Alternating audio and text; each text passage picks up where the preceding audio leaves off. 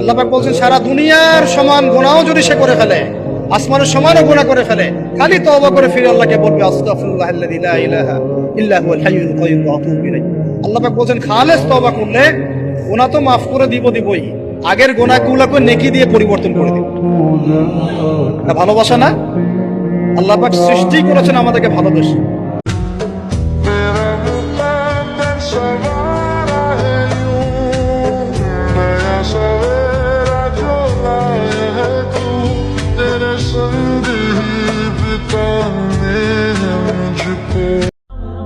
যদি খারাপ সময়েও তোমার ফোন না বাজে, তো ভালো সময়েও কারো ফোন রিসিভ করার প্রয়োজন নাই।